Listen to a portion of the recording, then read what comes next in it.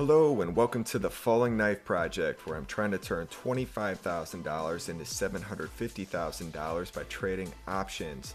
Today I'm going to give an update on the project as we approach almost 4 months. So this is not financial advice. I am not a financial advisor. This is for entertainment only, and as you'll see in a second here, I take a crazy amount of risk.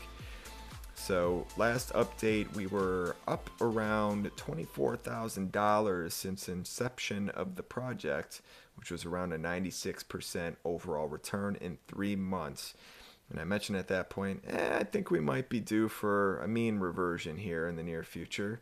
And revert to the mean we did, and we did hard. Okay, so after that last update, I drew down over $16,000. Okay, so here was the last update. I drew down at peak over $16,000. We modeled this portfolio at an $11,000 drawdown. We knew that the largest drawdown was likely ahead of us.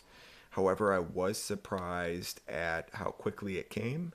I was surprised at the duration that it felt like pretty much all of the correlations of these strategies went to 1.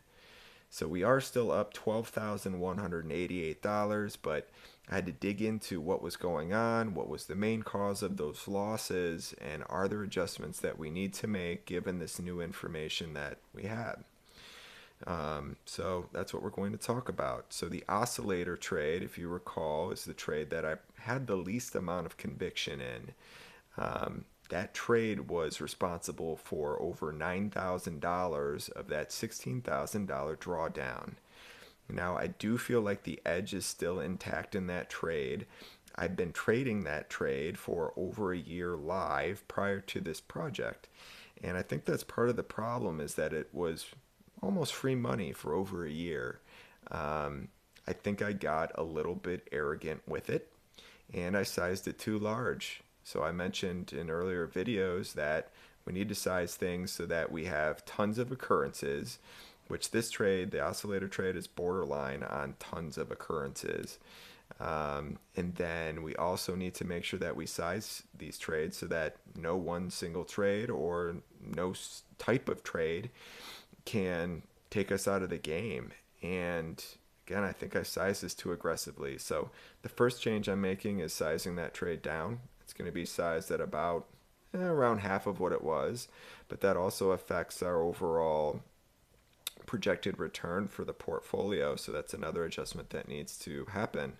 I also did additional stress testing, which a little more stringent testing, and I feel like the odds that I blow up are definitely higher than what initially was let on. So the goal is not to blow up, so it's to be successful in the project. So I am going to also make changes to the thresholds on the step-based scaling.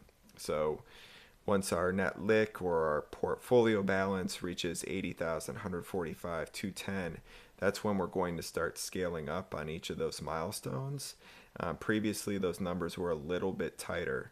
So how that's going to affect the overall outcome is that I have no choice but to extend the duration of this project from 24 months to 28 months. I know that's moving the goalpost, but with new information coming to light, I feel like it'd be foolish to not act on that new information. So here is the outcome after those changes for a Monte Carlo simulation. On the bottom axis here, you can see this is in millions of dollars. So most of the outcomes are around $500,000. The average outcome is around $530,000. So in order to hit that 750K, I'm going to have to finish in about the top quartile of all outcomes. Here is the spaghetti map for that Monte Carlo simulation, with the blue line being the median outcome, the green line being in the top 10th percentile, and the orange line being in the bottom 10th percentile. Again, onto some of the additional stress testing I did. I had my favorite AI look at if half of the days were to be the 5% worst performing days over 4, 5, 6, 7, and 8 weeks, twice throughout the project. Okay, so If that were to happen for 4 weeks, my risk of ruin is 9%. 5 weeks, 23, 6 weeks, 41, 7 weeks, 58, and 8 weeks, 75% chance of blowing up. So if I get to 7 or 8 weeks and this happens twice, it's not going to be looking so hot for me. I did also have it actually simulate the 3 weeks, 3.5 week period that I just drew down that $16,000. And it said that it's more likely than not that that's going to happen at least once throughout the course of this project.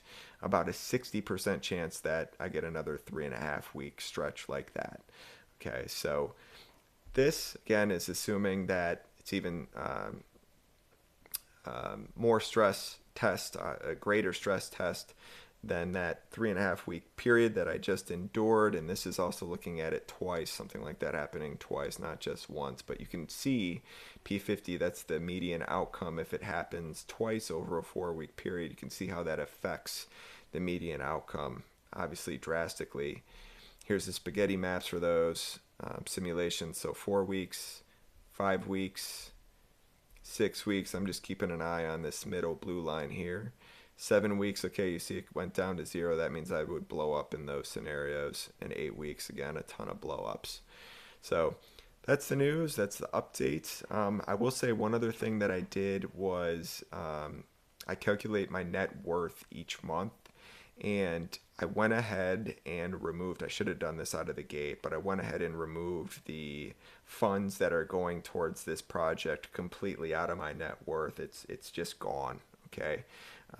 Psychologically, if this thing scales, I'm not going to be able to sustain if that's in there, right? And I'm taking $200,000 and $300,000 swings or something like that. So took it out. We're moving forward, and hopefully I'll have better news next time.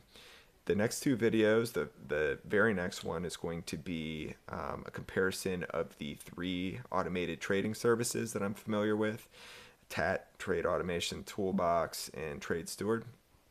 The video right after that, which I'm going to try to turn around quick as well, is I'm going to give the exact mechanics out for what I think is the best tinker trade. It's just a little thank you for those of you who have stuck with me along the way here. So thank you for tuning in, and we will see you next time, hopefully with better news. Thanks.